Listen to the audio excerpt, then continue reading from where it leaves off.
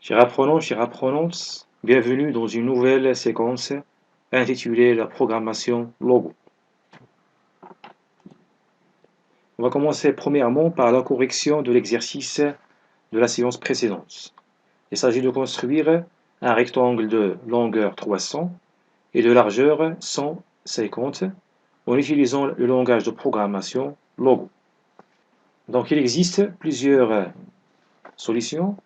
On commence par la solution numéro 1. On va utiliser cette primitive pour avancer de 150 pas.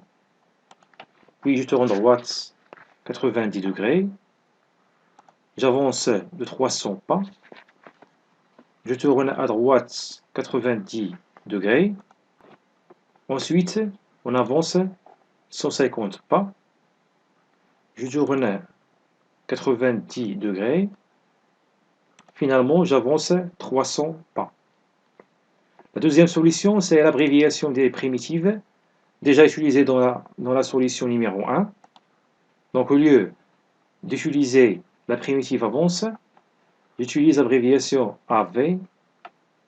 Pour la primitive tourne droite, je peux utiliser l'abréviation TD, et ainsi de suite.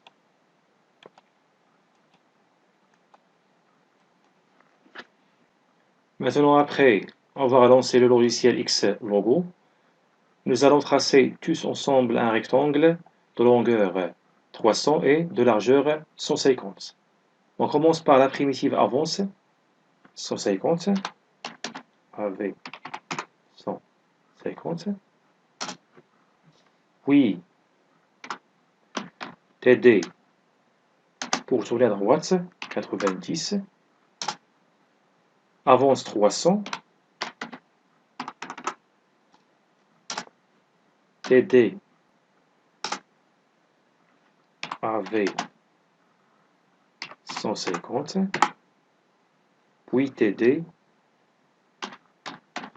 90. Avance 300. Et pour revenir à la position initiale de la tortue, on tourne à droite, 90. On cache la tortue, c'était. Et voilà le dessin du rectangle. Maintenant, je vais vider l'écran. Pour dessiner le même rectangle, en utilisant cette fois-ci la primitive répète.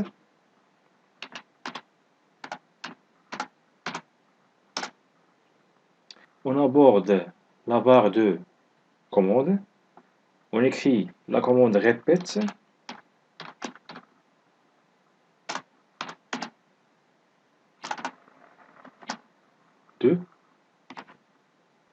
Entre crochets, AV 150, TD 90, AV 300, TD espace 10. Je ferme le deuxième crochet. Il valide. Nous avons tracé le même rectangle en utilisant la primitive répète. Vide écran. Essayez maintenant de dessiner le rectangle en utilisant une procédure rectangle.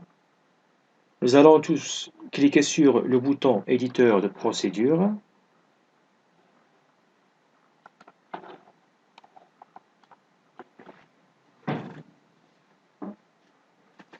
On commence la procédure par le mot pour.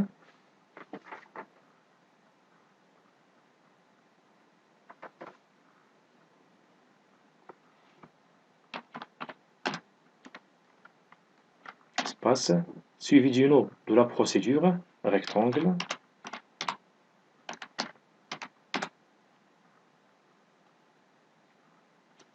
Je fais un retour à la ligne.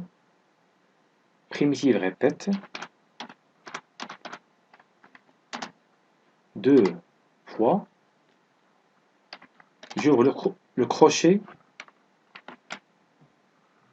AV espace 150, TD 90, AV 300,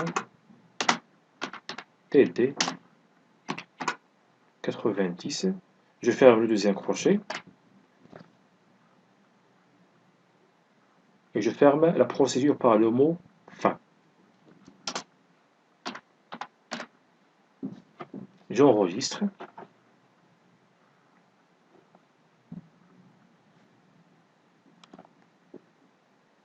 Et je vais appeler la procédure dans la barre de commande.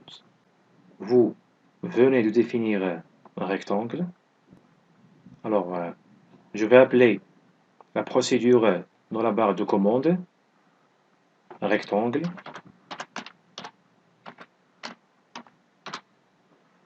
Et je valide par entrée. Et vous voyez que la tortue a dessiné un rectangle de longueur 300 et de largeur 150. Travail à faire. Essayez chez vous de dessiner le même rectangle en utilisant les autres primitives vues pendant la correction de l'exercice. Maintenant, on va entamer la séance d'aujourd'hui. Il s'agit d'une nouvelle notion concernant la notion de données et de variables. Dans la vie courante, on est habitué à utiliser des outils pour garder, déplacer et manipuler les objets sans les perdre. Par exemple, un sac pour garder du blé, une trousse pour garder des affaires, un cartable pour garder des livres. Donc, il est de même dans le domaine informatique. Un programme informatique a besoin de stocker temporairement des données pour pouvoir les utiliser pendant son exécution. Cet espace qu'on réserve au niveau de la mémoire vive de l'ordinateur s'appelle une variable. Bon à savoir, pour entrer en mémoire une donnée, on doit créer et nommer un espace mémoire, c'est-à-dire la variable. Une variable est caractérisée par le nom ou bien l'identifiant.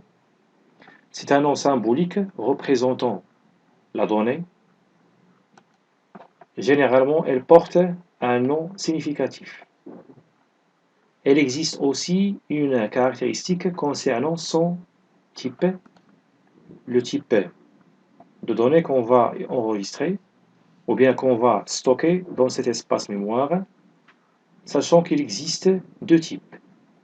Un type numérique ou bien un type texte. Et enfin, la valeur, c'est ce que l'on met dedans, c'est-à-dire le contenu. Passons maintenant à un exercice pratique dans lequel on va entamer la notion de données et de variables. Donc, l'énoncé de l'exercice, on désire écrire un programme qui demande à l'utilisateur de saisir deux nombres, effectue leur somme et affiche le résultat. Donc, le dialogue qui sera entre notre programme qu'on va réaliser avec l'utilisateur, c'est-à-dire la personne qui est assise devant la machine. Dans un premier temps, la machine elle doit afficher une donnée et un texte. Comme exemple, donner la première valeur. L'utilisateur va intervenir et il va saisir une donnée, par exemple la valeur 3. Donc, cette valeur sera stockée directement dans l'espace mémoire qu'on va créer.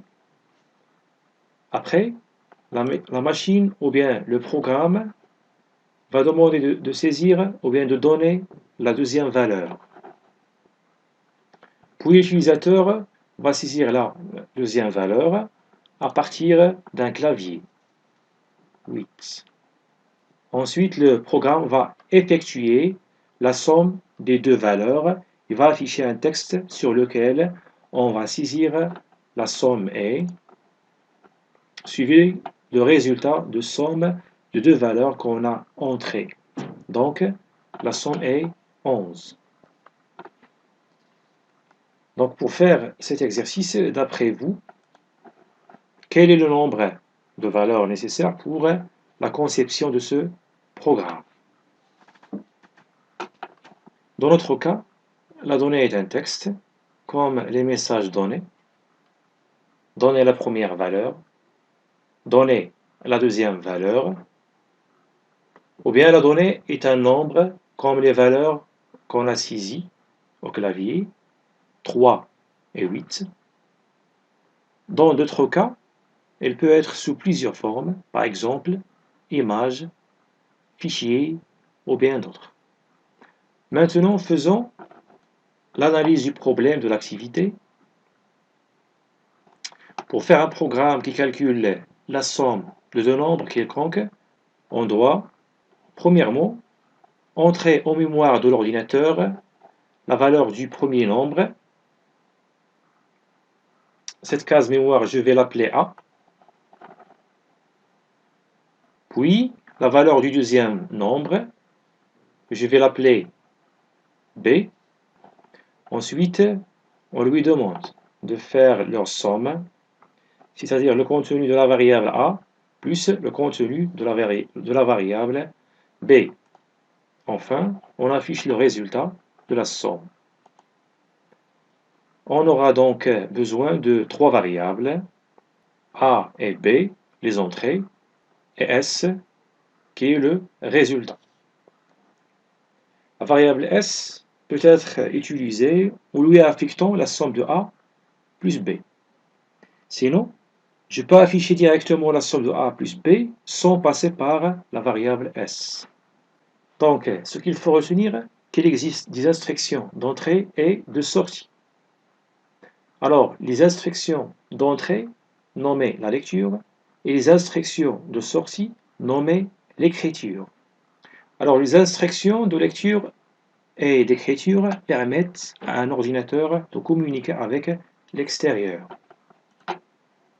Donc, les instructions de lecture permettent de récupérer les valeurs à partir d'un clavier. En contrepartie, les instructions d'écriture permettent d'écrire et d'afficher les résultats sur l'écran de l'ordinateur. Pour lire une valeur d'une variable à partir du clavier, on utilise la syntaxe suivante.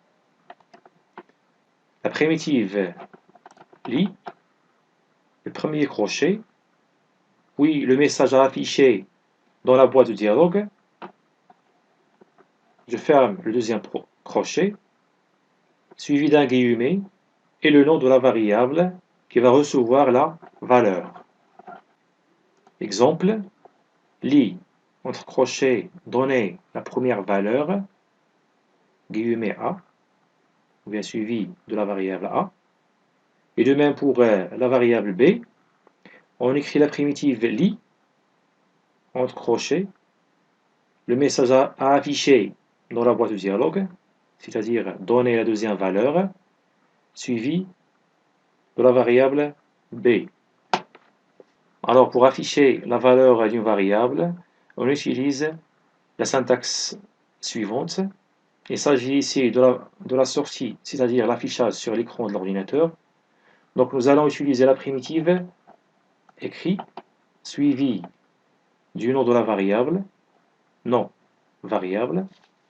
Pour afficher un texte, on écrit la primitive écrit, cette fois-ci, guillemet texte. Il s'agit d'un seul bloc de texte. S'il s'agit d'un ensemble de mots, des espaces et des caractères spéciaux, on utilise la syntaxe suivante, écrit entre crochets, texte ou bien message entre crochets. Exemple, écrit entre crochets la somme est. Ou bien, on peut afficher directement l'opération du calcul de la valeur de A plus la valeur de B. Alors écrit A plus B. Maintenant, nous allons pratiquer sur le logiciel Xlogo, le programme suivant. Donc je vais utiliser une procédure normale, le mot pour, suivi du nom de procédure calcul. Le bloc que je vais exécuter dans le corps de cette procédure, lit entre crochets donner la première valeur, puis la variable a, lit donner la deuxième valeur, puis b.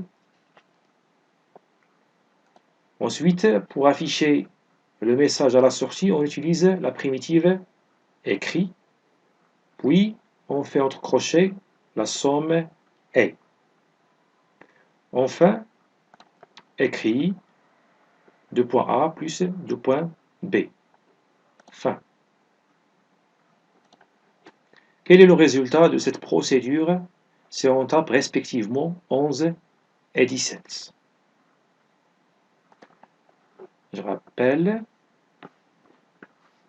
une procédure est un petit programme qui commence par le mot pour et se termine par le mot fin.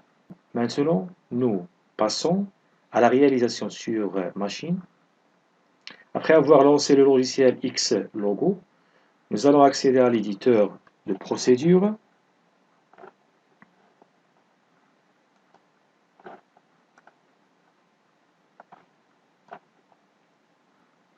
On commence par la définition de la procédure. Donc je fais le mot pour, espace, suivi du nom de la procédure que je vais appeler calcul, à la ligne, la primitive lit, premier crochet, donner,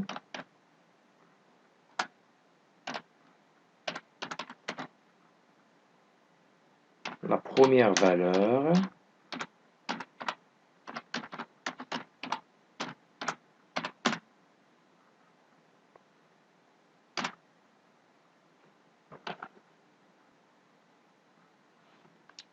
je ferme le crochet, guillemets, la variable a, qui va contenir la valeur du premier nombre, à la ligne, la primitive lit, entre crochets, donner la deuxième valeur,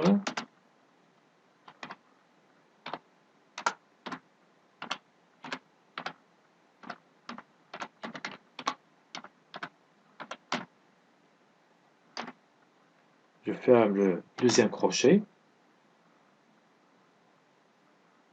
espace, guillemets, B, à la ligne, la primitive écrit,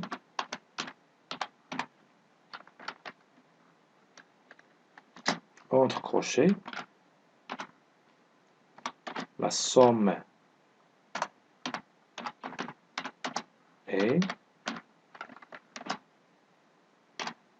deux points, je ferme le deuxième crochet, à la ligne, écrit,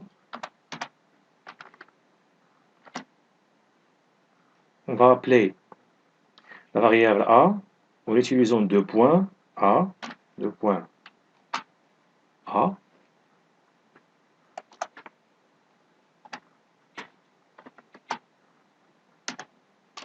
plus,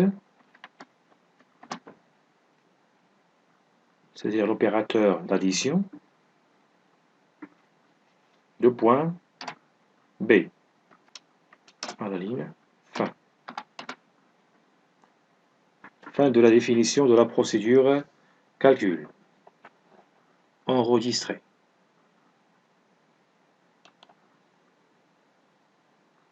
Alors, nous venons de créer une procédure calcul. La procédure calcul peut être utilisée maintenant comme étant une primitive du langage. Essayons d'exécuter cette primitive.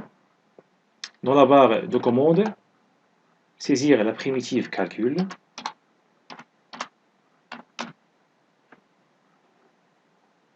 Une boîte de dialogue qui s'affiche. Donc le titre est le suivant, donner la première valeur, avec un champ dans lequel on va saisir la valeur de A. C'est ici par exemple 11. OK. Et notre boîte de dialogue qui s'affiche. Donc le titre est donner la deuxième valeur. On va saisir maintenant la valeur 17. Je valide par OK. Et le résultat s'affiche dans l'historique. Donc la somme est 28. Vous pouvez faire n'importe quelle somme de deux nombres en utilisant cette procédure calcul. Maintenant, je passe à une autre partie de notre cours, c'est l'affectation. L'opération qui consiste à attribuer une valeur à une variable s'appelle affectation. Une variable est définie et initialisée par la primitive donne. Donc, sa syntaxe, primitive donne, suivie du nom de la variable avec guillemets, puis la valeur à affecter à cette variable. Dans cet exemple, nous avons une variable qu'on va assimiler à une boîte dans laquelle on va stocker la donnée valeur. Donc cette opération qui nous permet de stocker la valeur dans la boîte variable, ça s'appelle l'affectation. Nous avons assimilé ici notre case mémoire comme étant une boîte. Donc pour affecter une valeur à la variable, on utilise la syntaxe donne le nom de la variable suivi de la valeur à affecter. Le guillemet est obligatoire pour les mots du type texte et facultatif pour les valeurs numériques. Une liste de mots est obligatoirement insérée entre crochets.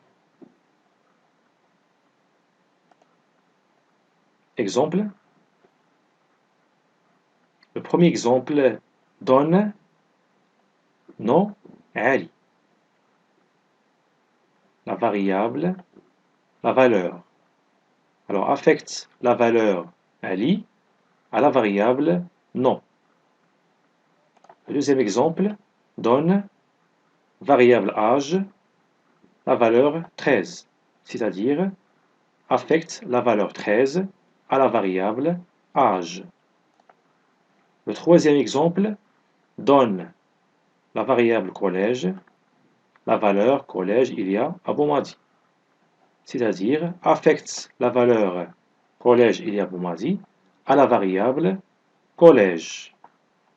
Alors comme résumé de cette séance, nous avons vu tous ensemble la notion de données et de variables, les caractéristiques d'une variable qui sont le nom, le type et la valeur. On a vu aussi les instructions d'entrée et de sortie, la primitive lit et la primitive écrit. Et enfin, on a vu l'affectation, c'est l'attribution d'une valeur à une variable qu'on écrit sous forme de primitive donne. Passons maintenant à l'exercice suivant. Il s'agit d'écrire une procédure dessin qui exécute les primitives ci-dessous en respectant la syntaxe de Xlogo. La primitive vide d'écran, VE, oui, fixe taille crayon, FTC à 4, fixe couleur crayon, FCC en vert, donne la variable pas, la valeur 100, répète 5 fois le bloc, qui va répéter 3 fois, avance, pas, puis on tourne à gauche, 120 degrés, et on affecte à la variable pas une nouvelle valeur. Donc, donne pas, 2 points pas plus 50. La deuxième question, déterminer le dessin qui va s'afficher après l'exécution de cette suite d'instructions. La correction de cet exercice sera faite dans la séance prochaine. Cette séance touche à sa fin. Je vous remercie et bonne chance à la suite.